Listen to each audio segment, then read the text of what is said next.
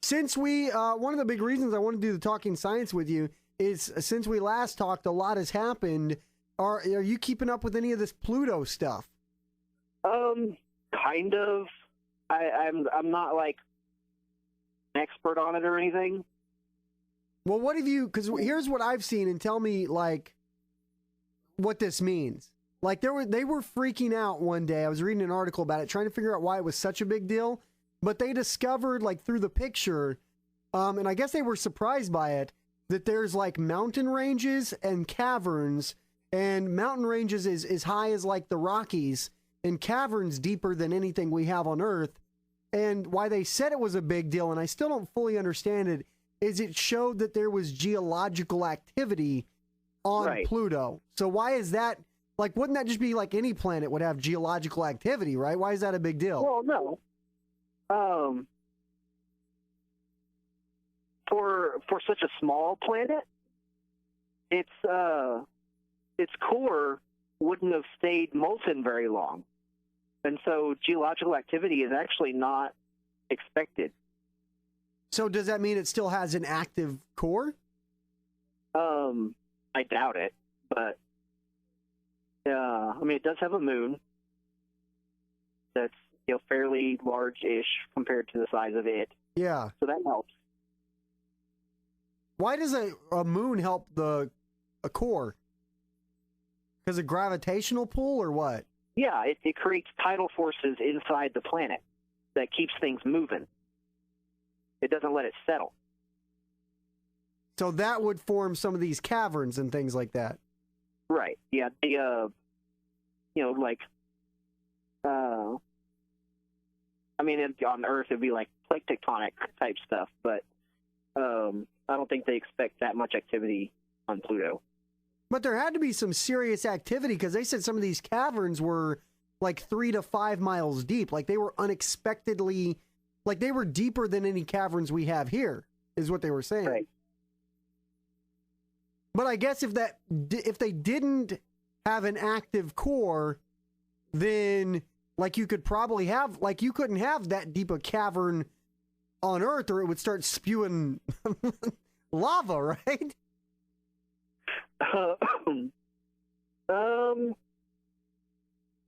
No, that's not quite deep enough, but it's getting there. Yeah. I mean, that would be dangerously deep to go on Earth, right? 5 miles deep would be... Things start getting a little weird down there.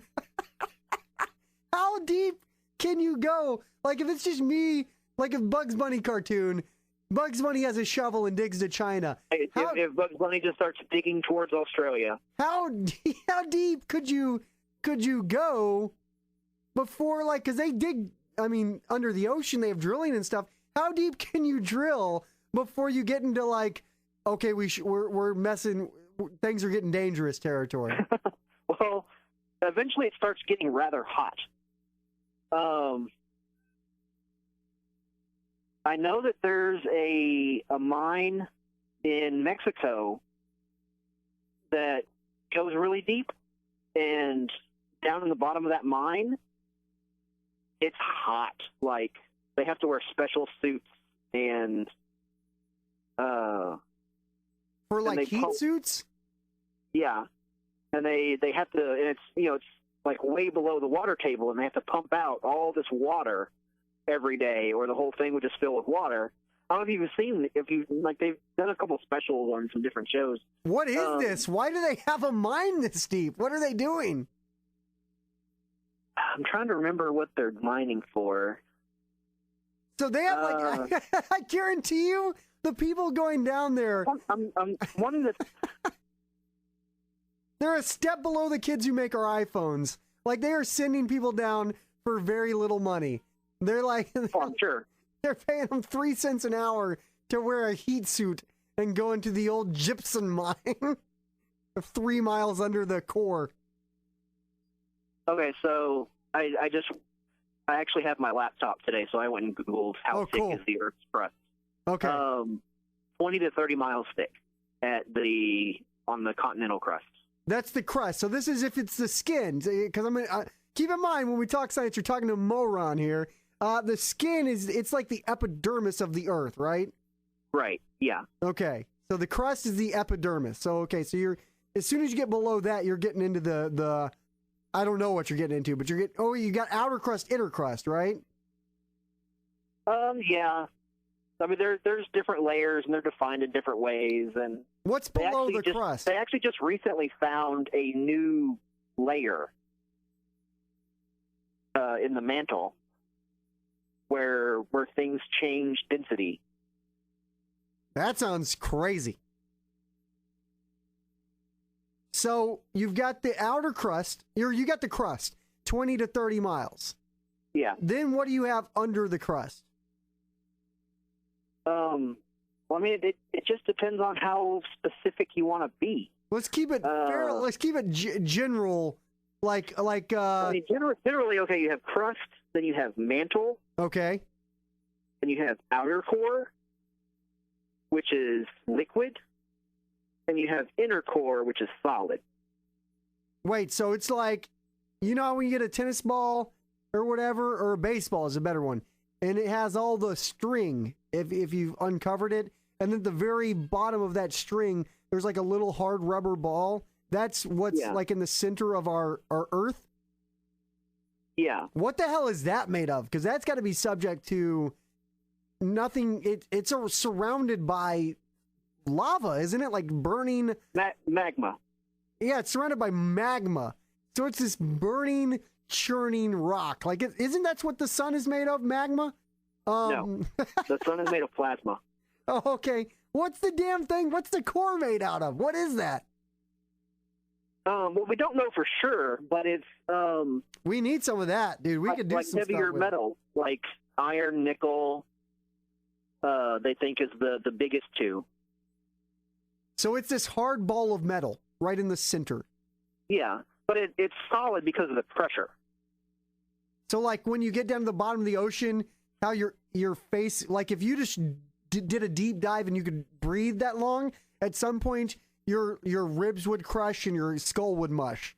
It's like the same thing, right? Yeah. Well, kind of, yeah. So it's not hard because it can withstand the heat of magma. It's hard because it's got so much pushing against it from every angle. Right. Okay. But it can't be melted, the center. The material that's in the center. It could be if it got hot enough, but at the heat that it's at and the pressure that it's at, it's a solid. Are those things completely, like, is a thing's melting point and a thing's pressure completely and totally interrelated? Like if I had a cube of ice and I had its melting point at room temperature, but then I increased the pressure in the room, would its melting point change? Yeah. Oh, I had no idea. I did not know this. So there's like a little triangle of temperature, pressure, and volume. Okay. So like again, with the size of the block of ice matters. Any change in one will affect the others. So that's why you can have, like, when you're on a frozen lake, you can go skate out on a deeply frozen lake with no worries, even though it's somewhere at the bottom it turns to water. It's because it's such a large volume of frozen ice. Not exactly, no. I'm confusing a lot of things right now. I'm trying to understand, though. So, okay. Okay, so you have an equation where I think it's PV over T, pressure times volume divided by temperature. Okay. Okay, and it has to, generally it's going to remain constant, like within a system. Yeah. So like one way to think about it is, so you've used the canned air stuff to clean with, right? Yep. I've zapped the keyboard with that, yeah. And whenever you hold it down for a long time, it gets cold. Yeah. Right? That's correct.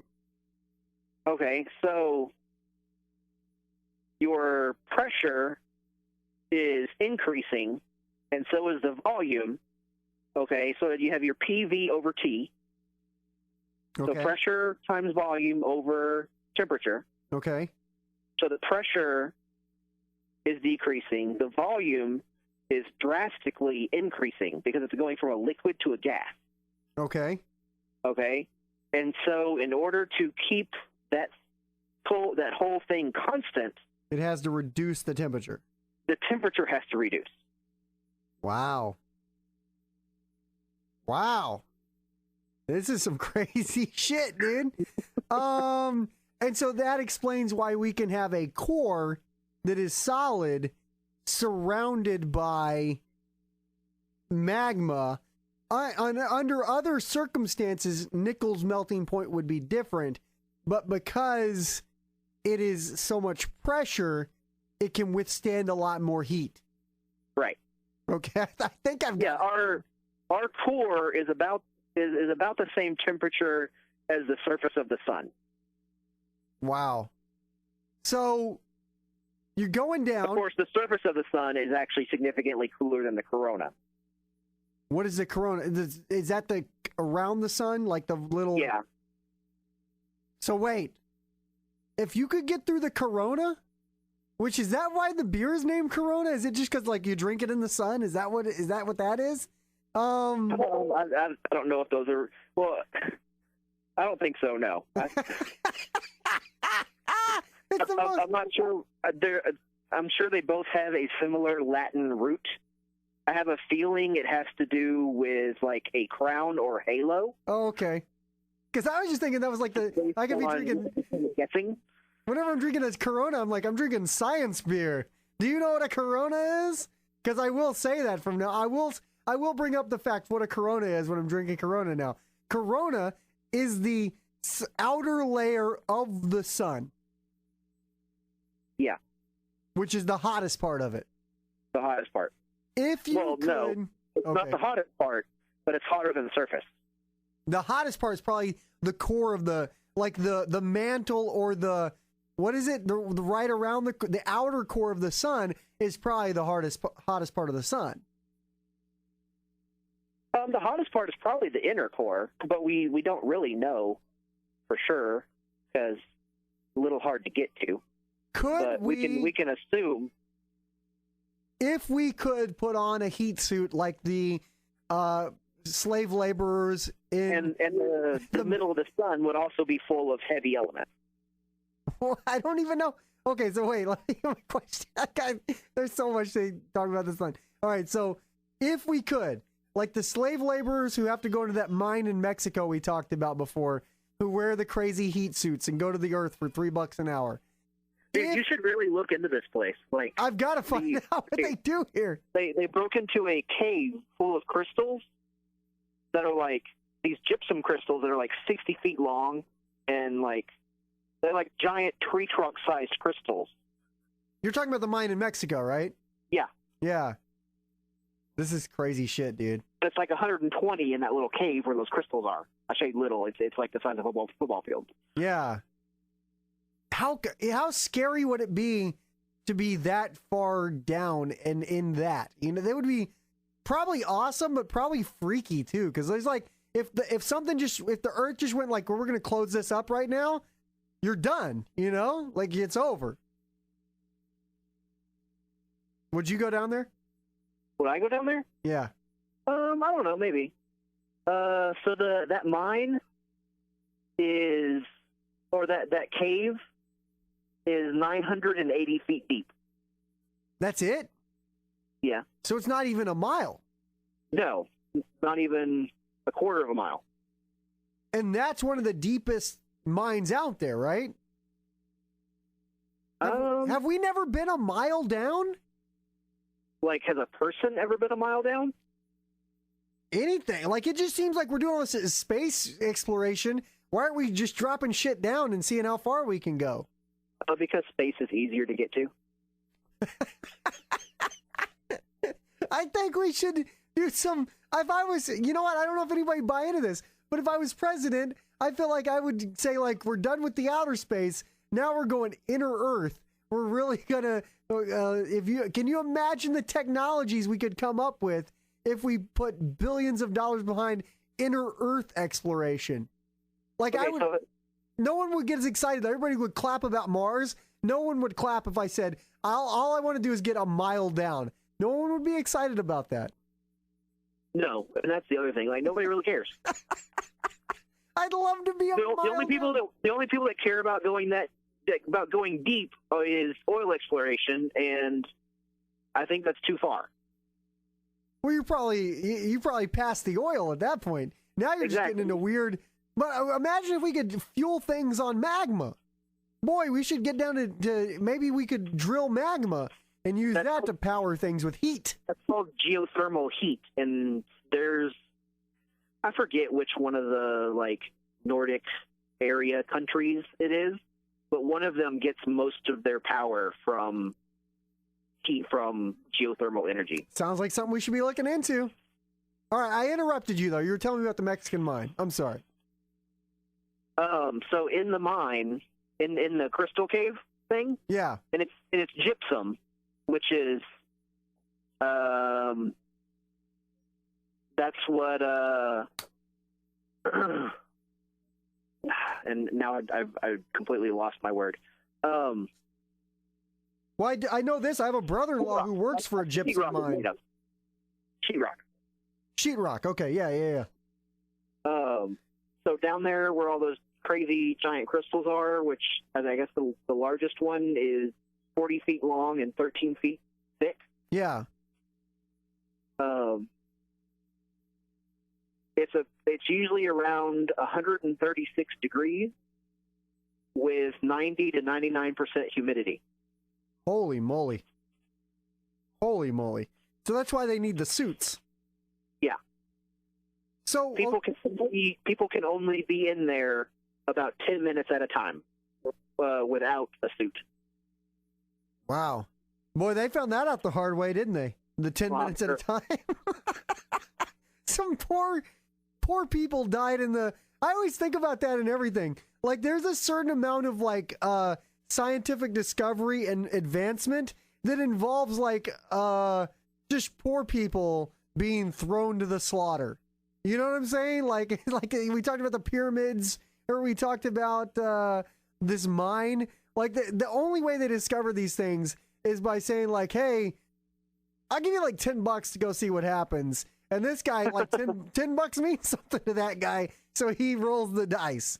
Like, that's how they figure that shit out, man. It's awful. But that's how discoveries are made. Somebody has to be willing to do it. And it's always a poor person. It's always a serf.